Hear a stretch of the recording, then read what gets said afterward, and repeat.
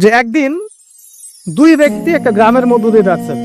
এই হাদিসে কিতাবুত তাওহীদ গ্রন্থের মধ্যে আছে, দুজন ব্যক্তি একটা গ্রামের মধ্য দিয়ে যাচ্ছে। সেই গ্রামের মানুষরা মূর্তি পূজারী। তো ওদের পথ আটকে দিল, দিয়ে বললো যে তোমরা যেতে পারবে না সামনে, যতক্ষণ না আমাদের এই দেবতার সামনে কিছু না কিছু উৎসর্গ করছো। ঠিক আছে?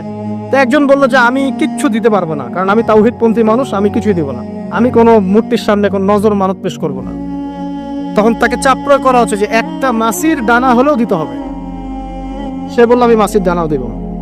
তখন তারা সবাই মিলে তাকে ধরে হত্যা করলো। নবী সাল্লাল্লাহু আলাইহি ওয়াসাল্লাম বলছেন এই ব্যক্তি জান্নাতে চলে গেল। আর যে দ্বিতীয় বন্ধু, সেই বন্ধু বলছে আমার কাছে কিছু দেওয়ার নাই, তখন তাকে ফোর্স করা হচ্ছে একটা মাছি হলেও দিতে হবে। তখন সে একটা মাছি কুরবানি করলো, ওই স্ট্যাচুর জন্য একটা মাছি উৎসর্গ করলো। নবী সাল্লাল্লাহু আলাইহি ওয়াসাল্লাম বলছেন এই মাছিটা উৎসর্গ করার কারণে সে জাহান্নামে চলে গেছে। আমি কিভাবে বুঝাবো আপনাকে শিরক আর তাওহীদ কি জিনিস? মানে লা তুশরিক বিল্লাহি শাইআ, মানে আপনার চিন্তার মধ্যে যাররা পরিমাণ শিরকি আকীদা থাকা যাবে না। আপনার কাজ আমল, আপনার আমলের মধ্যে যাররা পরিমাণ শিরক থাকা যাবে না। আপনার কথার মধ্যে যাররা পরিমাণ শিরকের ছোঁয়া থাকা যাবে না। এই তিনটা ক্ষেত্রেই মূলত শিরক হবে, হয় চিন্তায় হবে শিরক, না হলে কথায়, না হলে কাজ। যে একদিন দুই ব্যক্তি একটা গ্রামের মধ্য দিয়ে যাচ্ছেন। এই হাদিসে কিতাবুত তাওহীদ গ্রন্থের মধ্যে আছে, দুজন ব্যক্তি একটা গ্রামের মধ্য দিয়ে যাচ্ছে। সেই গ্রামের মানুষরা মূর্তি পূজারী। তো ওদের পথ আটকে দিল, দিয়ে বললো যে তোমরা যেতে পারবে না সামনে, যতক্ষণ না আমাদের এই দেবতার সামনে কিছু না কিছু উৎসর্গ করছো। ঠিক আছে?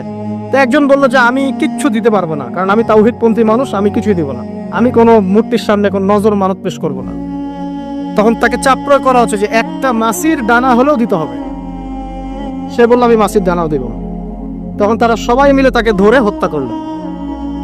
নবী সাল্লাল্লাহু আলাইহি ওয়াসাল্লাম বলছেন এই ব্যক্তি জান্নাতে চলে গেল। আর যে দ্বিতীয় বন্ধু, সেই বন্ধু বলছে আমার কাছে কিছু দেওয়ার নাই, তখন তাকে ফোর্স করা হচ্ছে একটা মাছি হলেও দিতে হবে। তখন সে একটা মাছি কুরবানি করলো, ওই স্ট্যাচুর জন্য একটা মাছি উৎসর্গ করলো। নবী সাল্লাল্লাহু আলাইহি ওয়াসাল্লাম বলছেন এই মাছিটা উৎসর্গ করার কারণে সে জাহান্নামে চলে গেছে।